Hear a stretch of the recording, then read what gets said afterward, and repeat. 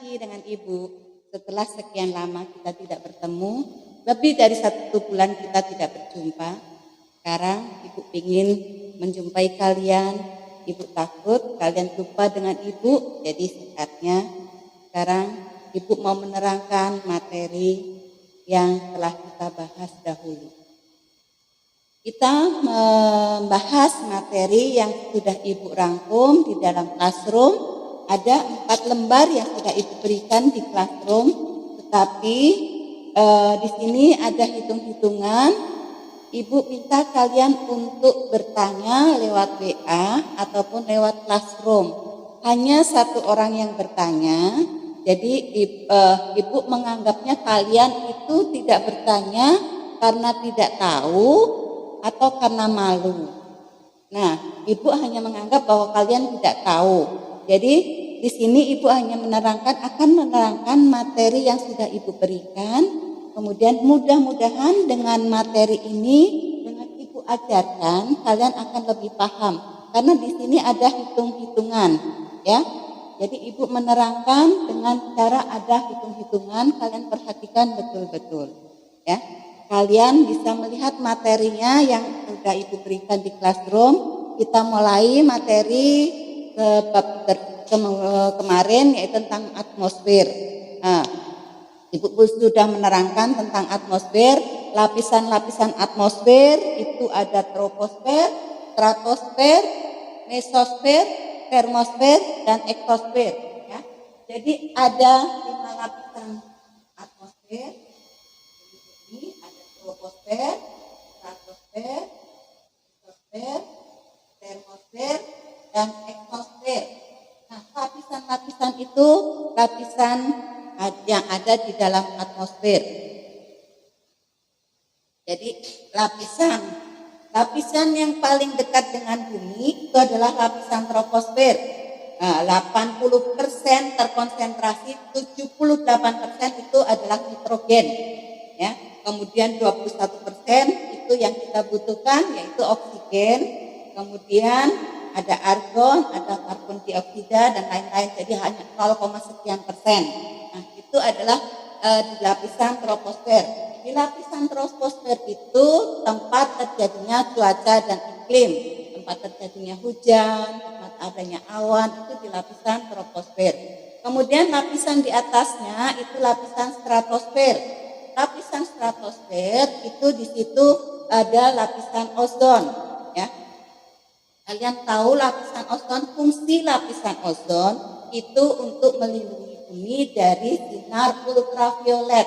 Kenapa? Karena sinar ultraviolet itu berbahaya bagi bumi, bagi kita, bagi manusia. Nah, lapisan itu melindungi bumi dari sinar ultraviolet. Kemudian lapisan ketiga, lapisan mesosfer. Lapisan ketiga mesosfer, fungsinya itu melindungi bumi dari benda-benda luar angkasa atau meteor. Ya. Kalau meteor jatuh ke bumi, kalian bisa membayangkan akan rusak bumi kalau sampai meteor itu jatuh tanpa ada lapisan mesosfer. Karena di lapisan mesosfer meteor yang akan jatuh ke bumi itu sudah dipecahkan. Ya. Pernah di Amerika dulu pernah ada meteor yang jatuh. Itu sudah dipecahkan di lapisan mesosfer, tapi besarnya meteor itu masih sebesar rumah. Kalian bayangkan kalau meteor itu tidak dipecahkan di lapisan mesosfer. Kemudian lapisan selanjutnya, lapisan keempat adalah lapisan termosfer. Di lapisan ini adanya ion-ion. Fungsi ion-ion itu untuk gelombang radio, untuk memancar gelombang. Jadi di sini semacam HP, semacam radio itu di lapisan termosfer, ya, di lapisan termosfer. Kemudian lapisan yang terakhir adalah lapisan eksosfer, adalah lapisan terluar dari bumi di mana benda-benda angkasa tidak ada daya tarik bumi. Nah, itu tentang lapisan atmosfer. Kemudian kita bicara tentang unsur cuaca dan iklim. Unsur cuaca dan iklim, kita ada unsur cuaca dan iklim itu ada penyinaran matahari, kemudian ada suhu, ada tekanan, ada kelembapan, ada angin, ada awan, ada hujan. Ibu hanya akan menerangkan tentang suhu. Suhu di sini kita tahu setiap naik 100 meter, setiap naik 100 meter itu suhu akan turun 0,6 derajat Celcius. Ya, itu sudah rumus internasional. Setiap naik 100 meter, ya, setiap naik 100 meter suhu akan berkurang 0,6 derajat Celcius. Makanya kalau kita melihat misalnya di dataran rendah, kenapa suhu di dataran rendah lebih panas dibandingkan dataran tinggi atau di daerah pegunungan? Karena rumusnya ini setiap naik 100 meter suhu berkurang 0,6. Ya. Faktor yang mempengaruhi suhu itu adalah lamanya penyinaran, kemudian sudut datang sinar matahari, kemudian ketinggian tempat, kemudian derajat keawanan. Ya. Ibu mulai pertama, lamanya penyinaran. Lamanya penyinaran kenapa mempengaruhi suhu? Seperti yang kita ketahui, bumi itu terbagi menjadi, kalau iklim matahari terbagi menjadi 4, yaitu tropis, subtropis, sedang, dan dingin. Nah, kita berada di daerah tropis. Di daerah tropis itu 23,5 derajat lintang utara sampai 23,5 derajat lintang selatan. Di daerah tropis itu lamanya penyinaran matahari dari jam 6 pagi sampai jam 6 sore. Jadi 12 jam penuh mendapat sinar matahari. Makanya suhu di daerah tropis itu lebih panas. Kemudian di daerah-daerah kutub itu karena sinar matahari hanya dapatnya sedikit, itu makanya mereka mempunyai suhu yang dingin. Ya. Kemudian sudut datang sinar matahari mempengaruhi suhu. Seperti kita tahu kalau pagi hari maupun sore hari, panas yang kita dapatkan tidak terlalu besar. Kenapa? Karena sudut datang sinar matahari, kalau kita lihat sinar matahari terbit di arah timur, kemudian terbenam di arah barat. Saat terbit di arah timur, sinarnya itu menyinari luas, lebih luas daerahnya, cakupannya lebih luas, sehingga panas yang didapat daerah itu akan lebih sedikit. Sedangkan pada saat siang hari, sudut datang sinar, pada saat siang hari seperti kalau kita praktekkan dengan sinar center. Kalau pada saat siang hari kita sinar center kita langsung ke bawah. Jadi daerah yang disinari itu daerah itu aja, sehingga panas matahari panasnya akan lebih panas dibandingkan pada saat pagi atau siang hari atau sore hari. Kemudian ketinggian tempat mempengaruhi suhu, karena kita tahu bahwa setiap naik 100 meter suhu turun 0,6. Jadi daerah yang misalnya tingginya 1.500 meter, otomatis daerah itu akan lebih dingin. Kemudian derajat keawanan itu mempengaruhi suhu, karena daerah-daerah yang ada awannya itu akan lebih dingin karena tertutupi sinar matahari, tertutupi oleh awan. Nah, sekarang Ibu mau menerangkan adanya rumus mengetahui suhu. Rumusnya TX sama dengan T0 min H per 100 kali 0,6. Ya, ini rumus internasional. Jadi TX itu suhu yang akan dicari, kemudian T0 itu suhu yang sudah diketahui, kemudian H itu ketinggian tempat, 100 itu karena setiap naik 100 meter suhu berkurang 0,6. Ya. Nah, di sini ada contoh, misalnya suhu diterangkan di sini. Ya. Misalnya ada ketinggian tempat daerah B, tinggi itu suhunya 34 derajat Celcius. Daerah B 34 derajat Celcius. Misalnya di desa A, di sini ketinggian tempatnya 1.500 meter. Ya, 1.500 meter. Berapa suhu daerah A? Suhunya berapa? Kita mencari suhu daerah A. Ya.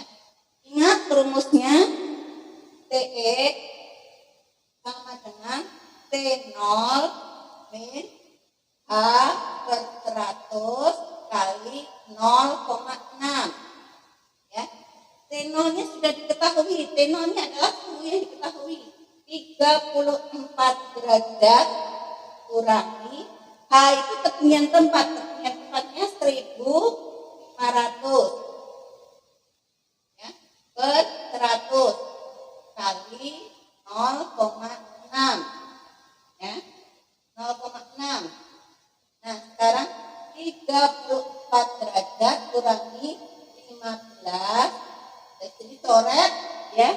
Ini coret jadi cuma tinggal 15 kali 0,6. 15 kali 0,6 itu ketemunya 9. 34 derajat kurangi 9 derajat sama dengan 34 kurangi 9 jadi 25 derajat Celcius. 25 derajat Celcius. Ini berarti suhu di daerah A adalah 25 derajat Celcius. Tuh. Ini rumusnya, kalian harus hafalkan rumusnya, ya. Nah, nanti ibu kalian harus mengerjakan tugasnya. Nanti ada ibu kasih soal bagaimana mencari suhu, ya. Nah, ini tentang suhu nanti ada PR, nanti ibu berikan PR bagi kalian. Sekarang ibu mau menerangkan yang halaman kedua tentang jenis angin. Jenis angin itu yang pertama adalah angin global, ya. Ada angin global, ya. Kemudian ada angin muson, ya. Ada angin siklon, kemudian ada angin pon. Materi sudah ada di Google Classroom, sudah ibu berikan di Google Classroom. Cuma kalian tidak bertanya bagaimana apa maksud dari materi-materi ini. Tidak ada hanya satu orang yang bertanya. Jadi ibu di sini menerangkan materi ini tentang jenis angin, ya. Angin global. Di sini ini adalah bumi. Ini garis khatulistiwa 0 derajat, ya. Di 23,5 derajat lintang utara dan 23,5 derajat lintang selatan. Di lintang utara itu angin barat, masa utara panas di sini, ya. Angin dari lintang 23,5 derajat lintang utara sampai 23,5 derajat lintang selatan itu disebut angin pasat, ya. Kemudian dari 23,5 derajat lintang utara sampai 66,5 derajat lintang utara itu disebut angin barat. Ini masa udara panas, ya. Angin dibelokkan ke arah kanan. Tetapi kalau dari 23 ke arah 0 derajat itu dibelokkan ke arah kanan, ini dibelokkan dari garis balik utara, ya. Kemudian sama dengan yang lintang selatan juga seperti itu. Jadi ini kemudian dari 66,5 derajat lintang utara sampai 90 derajat lintang utara itu disebut angin timur atau masa udara dingin. Itu tentang angin global, ya. Kemudian angin yang kedua, angin muson. Angin muson di sini pertemuan suhu plus dengan suhu minus. Di 0 derajat itu di garis balik utara atau biasa disebut tropical Cancer itu suhu 23,5 derajat lintang utara. Angin berbelok, ya. Angin dibelokkan ke arah Indonesia, kemudian di sini. Nah, angin yang dibawa di sini itu adalah angin yang menyebabkan hujan di Indonesia, ya. Kalau dari garis balik utara itu angin menyebabkan hujan di Indonesia. Tetapi kalau angin dari Australia ke Indonesia menyebabkan musim kemarau di Indonesia. Jadi kita mengenal adanya La Nina dan El Nino, ya. Ibu pernah menerangkan, menghafalkan antara La Nina dan El Nino. La Nina itu karena Nina itu cewek biasanya sering menangis. Jadi yang La Nina itu menyebabkan musim penghujan. Kalau El Nino itu nama laki-laki, tidak mudah menangis. Jadi El Nino itu menyebabkan musim kemarau di Indonesia. Ya. Kemudian, kemudian yang ketiga angin siklon. Di garis balik utara, siklonnya ke arah minus, ya. Siklon di belahan bumi utara, BBU itu belahan bumi utara. Siklon itu larinya ke arah minus. Kemudian kalau anti siklon keluar dari basisnya di belahan bumi selatan, sama seperti itu. Ya. Kemudian yang keempat angin kon, ya. Angin yang turun di daerah bayangan hujan, ya. Angin, ya, 100 meter, kemudian naik 100 meter, ingat naik 100 meter, setiap naik 100 meter suhu berkurang 0,6, ya. Ini daerah ini ada hujan turun, kemudian di balik gunung itu disebut angin kon, ya. Suhu naik 1 derajat Celcius setiap 100 meter, suhu setiap turun 100 meter, ya. Kalau naik itu suhu berkurang 0,6. Tapi kalau di bayangan hujan, di angin kon, setiap turun 100 meter, suhu bertambah 1 derajat Celcius. Ya, disebut angin kon. Kemudian kita ke halaman 3. Iklim matahari. Ya, iklim matahari. Ada daerah tropis. Ya, daerah tropis itu dari 23,5 derajat lintang utara sampai 23,5 derajat lintang selatan. Itu daerah tropis. Kemudian 23,5 sampai 66, ya, itu daerah subtropis. Jadi kalau iklim matahari terbagi menjadi 4, tropis, subtropis, sedang, dan dingin. Ya. Ciri iklim tropis, penyinaran matahari sepanjang tahun karena kita mendapat sinar matahari setiap jam 6 pagi sampai jam 6 sore. Itu sinar matahari selalu menyinari di daerah tropis. Kemudian ciri yang kedua, curah hujan tinggi, ya, antara 2000 sampai 3000 mm per tahun, ya. Kemudian suhunya tinggi, lebih dari 28 derajat Celcius, ya. Kemudian amplitudo suhunya rendah. Itu adalah ciri iklim tropis. Nah, iklim itu terbagi, ada iklim matahari, ada iklim Köppen, ada iklim Schmidt-Ferguson, ya. Iklim Köppen, kalau iklim matahari tadi terbagi menjadi 4, iklim Köppen terbagi menjadi iklim tropis, iklim gurun, iklim subtropis, iklim sedang, dan iklim kutub. Iklim tropis nanti ada AF, AM, AW, itu menurut iklim Köppen. Ya.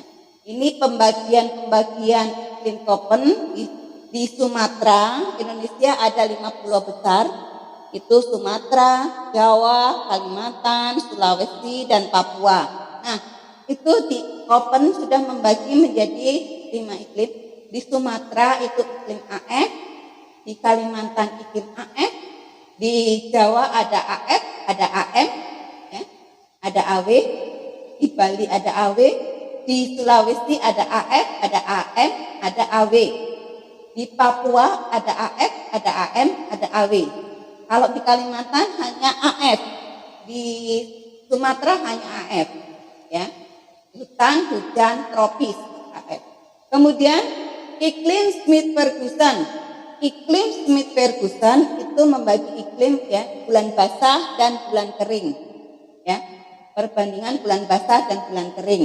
Bulan basah itu adanya hujan 100 lebih dari 100, ya. Bulan lembab, ada bulan kering. Ini rumusnya, rata-rata bulan kering per rata-rata bulan basah kali 100%. Ya. Ini contohnya, kalian ada di situ contohnya. Kemudian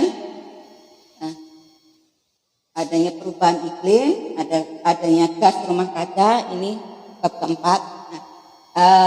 Itu materinya yang Ibu terangkan. Nah, sekarang menjadi PR buat kalian. Ibu berikan PR buat kalian, dikerjakan, kemudian jawaban kalian kirim lewat WA ke nomor WA Ibu, masing-masing perorangan, ya. Ada 2 PR yang harus kalian kerjakan, yaitu mencari suhu. Kalian harus kerjakan untuk mendapatkan nilai harian, ya. Oke, PR kalian kerjakan.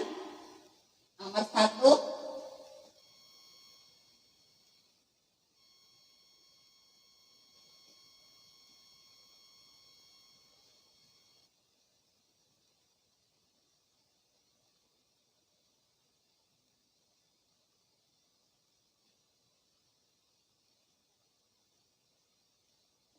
Make more time.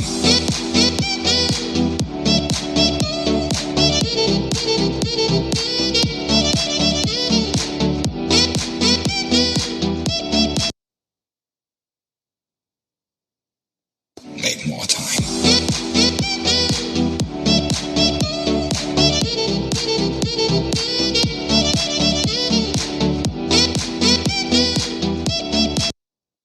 Make more time.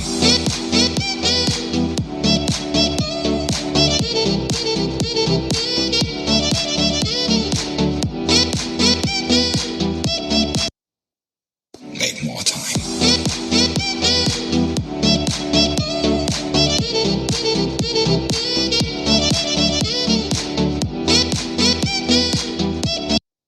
Nomor satu. Nomor dua, Make more time.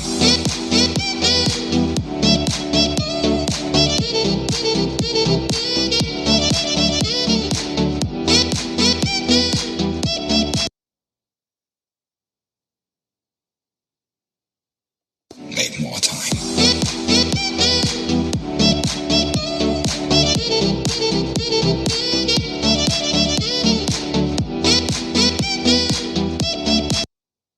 Make more time.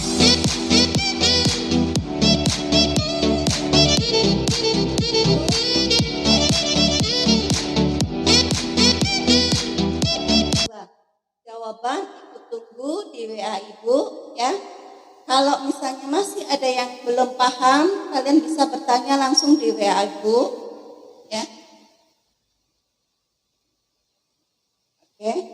Jadi inilah yang bisa Ibu terangkan materi tentang atmosfer.